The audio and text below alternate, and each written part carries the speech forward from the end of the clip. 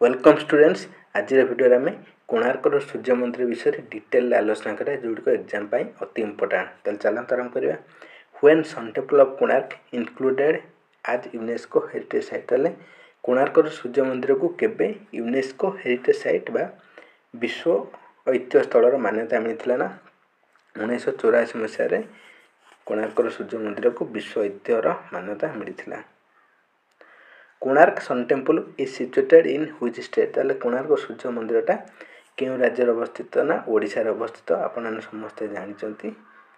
Next, which temple is known as black pagoda. ताले केउ मंदिर को ब्लैक पैगोडा कहा जाए ना सन टेम्पल ऑफ कोणार्क। ताले कोणार्क सूर्य मंदिर को ब्लैक पैगोडा कहा जाए। जो एग्जाम में पछे व्हाइट पैगोडा कहा जाए ना जगन्नाथ टेम्पल, पूरा जगन्नाथ टेम्पल को व्हाइट पैगोडा कहा जाए।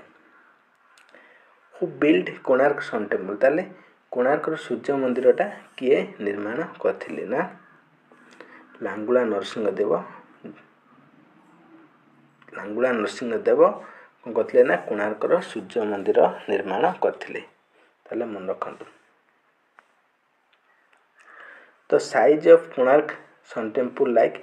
ताले कोणार्क सूर्य मंदिरटा आकार देखिया को किबळी ना ए चारियट बा रथ सदृश।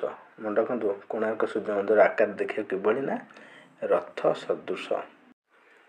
Which of the following is correct about design sun temple of Konark. ताले कोणार्क सूर्य मंदिर डिजाइन विषय केउटी ठीक अटे ना एथिरे 24 टी चक्र पाइबे, 7 टी घोड़ा पाइबे और 8 टी स्पोक पाइबे प्रति चक्कर। ताले ठीक answer option D all of the above. ताले समस्त ठीक अटे। ताले कोन ना कोणार्क सूर्य मंदिर आकार गोटे चलंता रथ परी।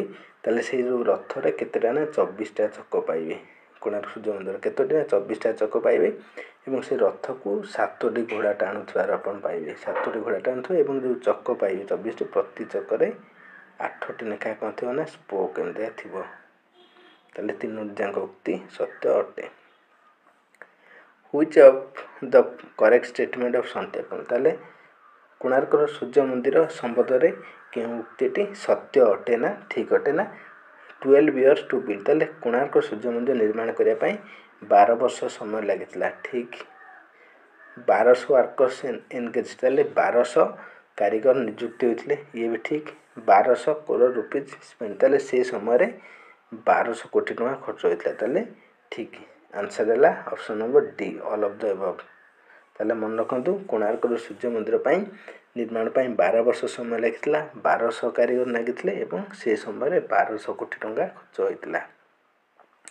तो time period of sun temple building period आर। ताले कोणार्क सूर्य मंदिरटा जो निर्माण होइतला यार निर्माण समय केउ ख्रीष्टाब्द मध्य होइतला ना 1238 रु 1250 मध्य रे कोणार्क सूर्य मंदिरटा निर्माण होइतला। तासे 1238 निर्माण होई कि 1250 समाप्त होइतला। 12 वर्ष समय लागितला। Who is main architecture of Konark temple. ताले कोणार्क सूर्य मंदिर रो मुख्य आर्किटेक्चर बा कारीगर के थिले ना विष्णु महाराणा, जे कि मुख्य आर्किटेक्चर बा कारीगर थिले कोणार्क सूर्य मंदिर निर्माण करबे पई। ताले ये जो कोणार्क सूर्य मंदिर तार मुंडी के माथिले बा धर्मपद, जे कि विष्णु महाराणा का पुओ थिले। से धर्मपद को द्वारा कोणार्क मंदिर मुंडी मरा जाइतला। The sun temple of Konark build in which river. ताले कोणार्क सूर्य मंदिरटा केउ नदी कूल अवस्थित ना चंद्रभागा रिवर बा चंद्रभागा नदी कूल अवस्थित। मात्र एबे से जो नदीटा आपण पाइबे नै बहुत दूर को घुंची गलानी।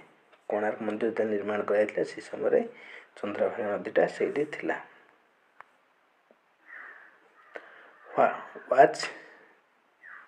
What is the famous festival of Konark temple. ताले कोणार्क मंदिर पाखरे त्या प्रसिद्ध पर्व कौन ना कोणार्क डांस फेस्टिवल। मन कोणार्क डांस फेस्टिवल प्रति वर्ष कोणार्क मंदिर पाखरे होइता है। The sun temple of Konark built in which style. ताले कोणार्क सूर्य मंदिरटा केउ स्टाइल निर्माण कराइछ ना कलिंग आर्किटेक्ट स्टाइल। मन रखंतु कलिंग आर्किटेक्ट स्टाइल ले कोणार्क सूर्य मंदिरटा निर्माण कराइछ। धन्यवाद फ्रेंड्स। ए वाली नया वीडियो पाइबा लाइक सब्सक्राइब शेयर करनु। Thanks for watching. Take care. Bye bye.